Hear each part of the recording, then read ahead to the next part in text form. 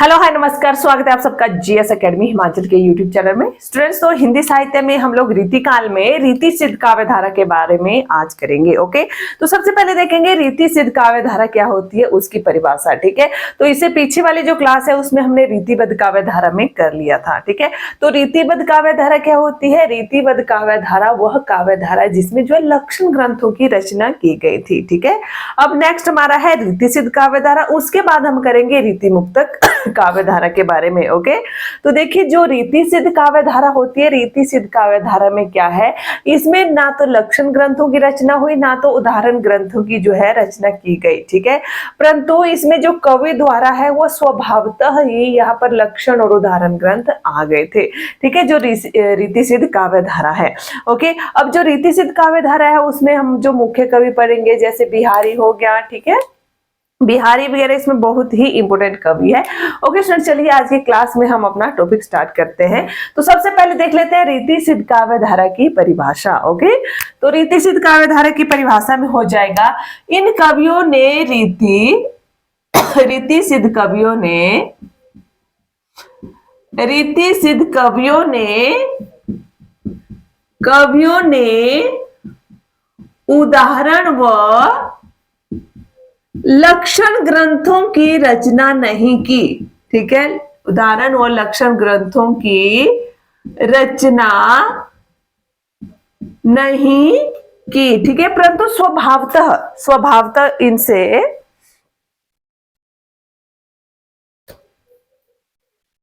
स्वभावतः ही जो है लक्षण और उदाहरण ग्रंथों की रचना इनसे हो गई। ओके, तो वो होते हैं रीति सिद्ध कवि, परंतु स्वभावतः ही इनसे लक्षण और उदाहरण ग्रंथों की रचना हो गई। ठीक है, तो कहलाएंगे रीति सिद्ध कवि। अब देखिए रीति सिद्ध कवियों में कौन कौन से कवि मुख्य हो जाएंगे।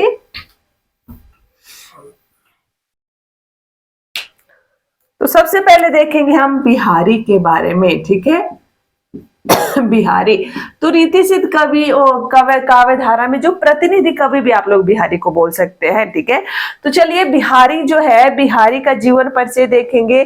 तो बिहारी का जन्म 1595 ईस्वी में हुआ। 1595 ईस्वी में इनका जन्म हुआ था बिहारी का। ओके, और इनकी मृत्यु हो गई थी 1663 ईस्वी में। 1663 ईस्वी में बिहारी जो है निम्बार्क संप्रदाय में थे। निम्बार्क संप्रदाय, ठीक है, कौन सा संप्रदाय था इनका? निम्बार्क संप्रदाय था बिहारी का। इनके पिता का नाम केशव राय। पिता कौन थे इनके? केशव राय। ठीक है, गुरु थे इनके नरहरिया। गुरु हो जाएंगे इनके नरहरिदास। ठीक है, नरहरिदास होंगे। नरहरि दास जो है कौन थे? बिहारी के गुरु हो जाएंगे। ठीक है, ओके, अब बिहारी जो है अपनी एकमात्र रचना के कारण ही हिंदी साहित्य में अमर हो गए। तो उनकी जो रचना थी, क्या नाम था उसका? बिहारी सतसई। ओके, बिहारी ने कौन सी रचना की है? सतसई। परंतु इस रचना से इतनी ख्याति मिल गई कि इस रचना को बिहारी सतसई ही कहा गया है। ठीक है, तो सतसई नामक इन्होंने रचना की थी। इसमें जो है 719 दोहे हैं। ठीक है, बिहारी सतसई में 719 दोहे हैं। ओके, परंतु जगन्नाथन दास रत्नाकर क्या कहते हैं? जगन्नाथन दास रत्नाकर, तो जगन्नाथन दास रत्नाकर ने कहा है कि बिहारी सतसई में केवल 713 ही दोहे हैं। ठीक है, 713 दोहे ही इन्होंने माने हैं। तो ये पॉइंट एग्जाम में पूछे जाते हैं बहुत बार। बिहारी सतसई में कितने दोहे हैं? 713। परंतु जगन्नाथन दास रत्नाकर ने बिहारी सतसई में कितने दोहे माने हैं? 713 दोहे माने हैं। ठीक है, वैसे 719 दोहे हैं और इन्होंने कितने माने हैं? 713 जो है दोहे माने हैं।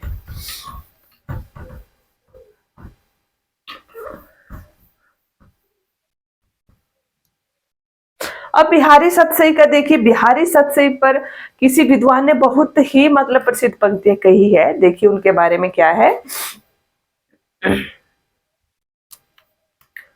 सतसैया के दोहरे ज्यों नाविक के तीर। सतसैया के दोहरे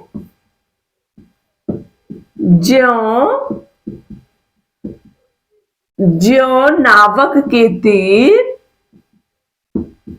जो नावक के तीर देखन में छोटे लगे घाव करे गंभीर, इस तरह का दोहा है ये। तो बिहारी सत्सई के बारे में ये दोहा कहा गया है। ओके, अब देखिए इसमें अब कुछ मुख्य तथ्य कर लेते हैं बिहारी सत्सई के बारे में, जैसे विद्वानों ने क्या क्या कहा है बिहारी सत्सई को लेकर। ठीक है, बिहारी को लेकर विद्वानों के क्या मत है। तो सबसे पहले देखिए रामचंद्र शुक्ल क्या मानते हैं, आरसी मानते हैं कि जो बिहारी है वो रसवादी आचार्य है। बिहारी को रसवादी आचार्य कहा, रसवादी आचार्य कहा। किसने? रामचंद्र शुक्ल ने बिहारी को रसवादी आचार्य कहा है। परंतु डॉक्टर नगेंद्र मानते हैं कि बिहारी जो है ध्वनिवादी आचार्य है। डॉक्टर नगेंद्र ने ध्वनिवादी आचार्य कहा, किसको? बिहारी को। ओके, ठीक है, नेक्स्ट आ जाइए। नेक्स्ट इसमें राधाचरण गोस्वामी ने बिहारी को पीयूष वर्षी मेघ कहा। पीयूष वर्षी मेघ, पीयूष वर्षी मेघ किसने कहा है? देखिए पॉइंट इंपोर्टेंट है सारे की सारे। तो पीयूष वर्षी मेघ किसने कहा है? राधाचरण गोस्वामी ने। राधाचरण गोस्वामी ने पीयूष वर्षी मेघ जो है किसको कहा है? बिहारी को कहा। ठीक है, नेक्स्ट है जॉर्ज ग्रियर्सन क्या कहते हैं। जॉर्ज ग्रियर्सन क्या कहते हैं, देखिए कि बिहारी के समकक्ष जो है यूरोप में कोई भी रचना नहीं है। बिहारी सतसई के समकक्ष यूरोप में कोई भी रचना नहीं है। किसने कहा है ये? देखिए जॉर्ज ग्रियर्सन ने कहा। ठीक है, बिहारी सत्सई के बारे में जॉर्ज ग्रियर्सन। ठीक है, जॉर्ज ग्रियर्सन कहते हैं बिहारी सत्सई के बारे में। ठीक है, पद्म सिंह शर्मा ने बिहारी सत्सई को शक्कर की रोटी कहा। पद्म सिंह शर्मा क्या कहा? शक्कर की रोटी। शक्कर की रोटी कहा। ओके,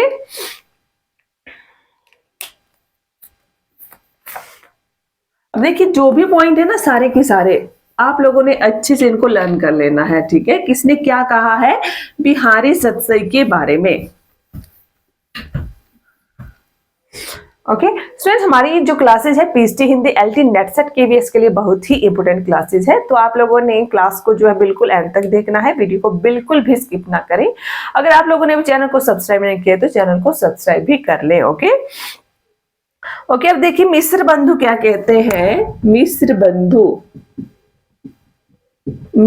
बंधु। अब देखिए हिंदी साहित्य में एक बहुत बड़ा विवाद आया था, देव बड़े हैं या बिहारी बड़े हैं। ठीक है, तो इसमें इन्होंने क्या कहा है? इन्होंने बिहारी को कवि मानने से इनकार किया हुआ है। ठीक है, मिस्र बंधु ने देव बड़े या बिहारी विवाद में, ठीक है, देव बड़े या बिहारी विवाद में बिहारी को ठीक है, देव बड़े या बिहारी जो विवाद है उसमें बिहारी को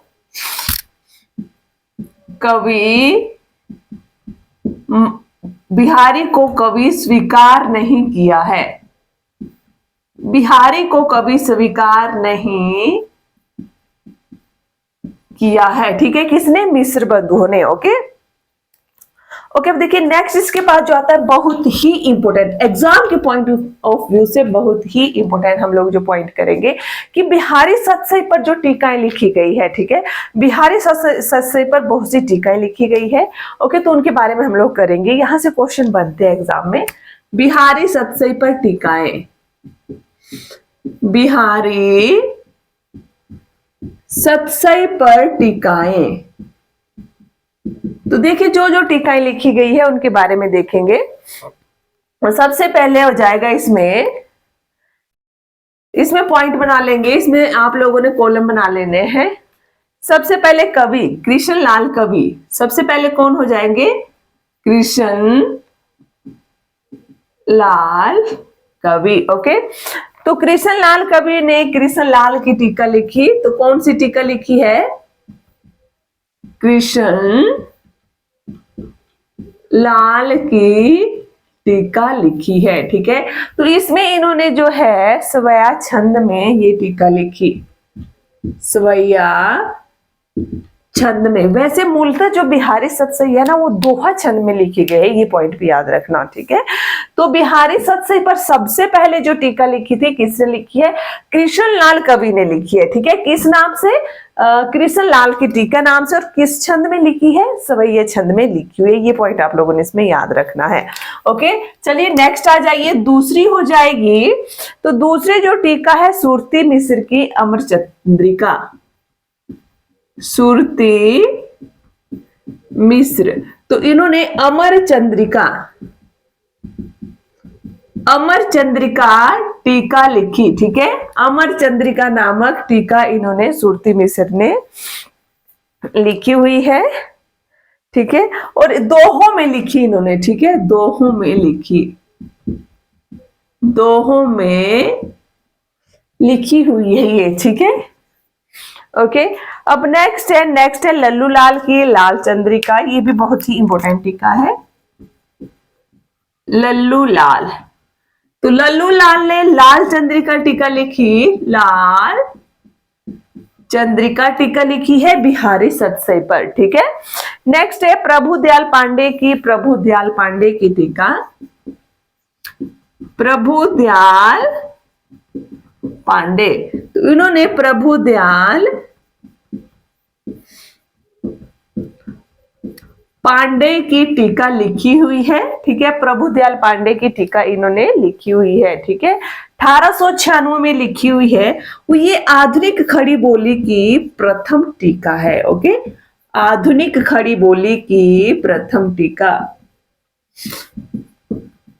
आधुनिक खड़ी बोली की प्रथम टीका हो जाएगी ये। ठीक है, अब नेक्स्ट जो टीका की गई है वो है आनंदी लाल शर्मा की फिरंगे सतसई, आनंदी लाल शर्मा। तो इन्होंने लिखी है फिरंगे सतसई। ठीक है, फिरंगे सतसई नामक टीका आनंदी लाल शर्मा ने लिखी हुई है। ओके, अब देखिए जो फिरंगे सतसई है ये फारसी भाषा में है। ठीक है, फारसी भाषा में लिखी गई टीका है। नेक्स्ट आ जाएगा अंबिका दत्त व्यास का बिहारी बिहार, अंबिका दत्त व्यास। तो इन्होंने बिहार नामक टीका लिखी। ओके, तो इन्होंने रोला छंद में लिखी हुई है, ये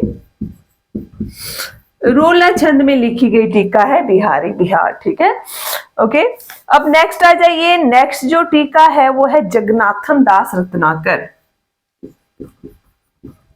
जगन्नाथन दास रत्नाकर। तो जगन्नाथन दास रत्नाकर ने जो टीका लिखी है वो है बिहारी रत्नाकर, बिहारी रत्नाकर। ओके, बिहारी रत्नाकर नाम से इन्होंने टीका लिखी है 1921 ईस्वी में, 1921 ईस्वी में। और हिंदी में खड़ी बोली की सर्वश्रेष्ठ टीका है। ठीक है, खड़ी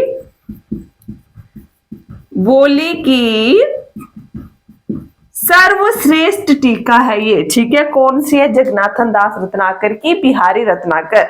कब लिखी गई है? 1921 में लिखी गई है, और खड़ी बोली की सर्वश्रेष्ठ टीका इसको कहा गया है। ओके, चलिए नेक्स्ट आ जाइए। ओके अब देखिए टीकाएं इसमें इतनी ही है, ठीक है, और सारी की सारी जो टीकाएं हैं एग्जाम के पॉइंट ऑफ व्यू से बहुत ही इंपॉर्टेंट है। इसमें पूछा जाता है कौन से किस छंद में है, फारसी की प्रथम टीका कौन है, ठीक है, आधुनिक हिंदी खड़ी बोली की प्रथम टीका कौन सी है, ठीक है, इस तरह से इसमें क्वेश्चन पूछे जाते हैं। ओके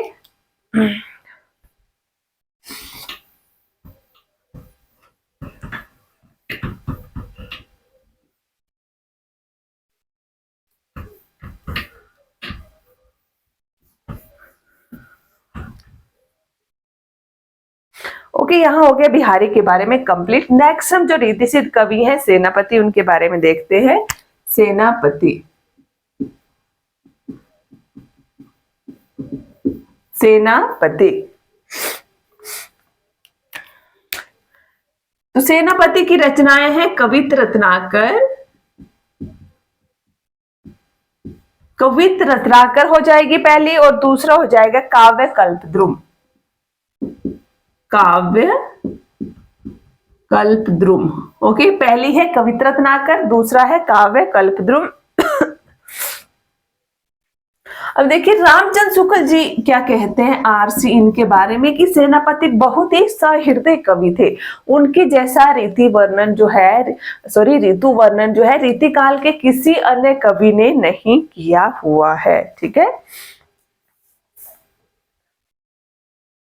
ये बड़े ही सहृदय कवि हैं, पॉइंट लिख लेंगे, ये बड़े ही सहृदय कवि हैं,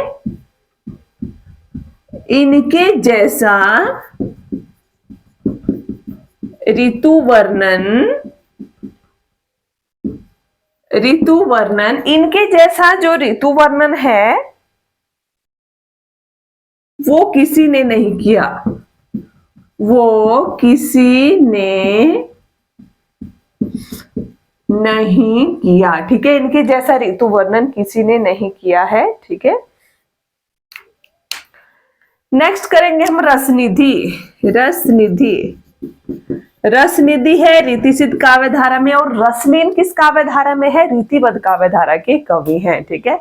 तो रसनिधि का जो नाम है पृथ्वी सिंह था, पृथ्वी सिंह जो है रसनिधि का नाम था। ओके अब इनकी रचनाएं हैं रतन हजारा, रसनिधि सार, रतन हजारा,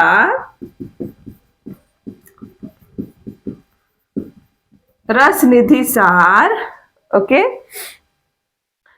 गीति संग्रह इनकी रचनाएं हैं।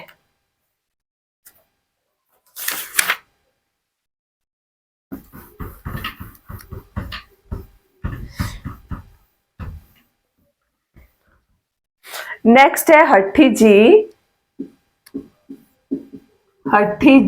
तो हट्टी जी की जो रचनाएं हैं ये है राधा सुधा शतक, राधा सुधा शतक हो जाएगा। नृप शंभु की नक्सिक है, नृप शंभु की नक्सिक हो जाएगा, ठीक है। नेक्स्ट नेवाज का शकुंतला नाटक, नेवाज का शकुंतला नाटक हो जाएगा, ठीक है। पजनेश का पजनेश प्रकाश, पजनेश की रचना हो जाएगी पजनेश प्रकाश, ओके।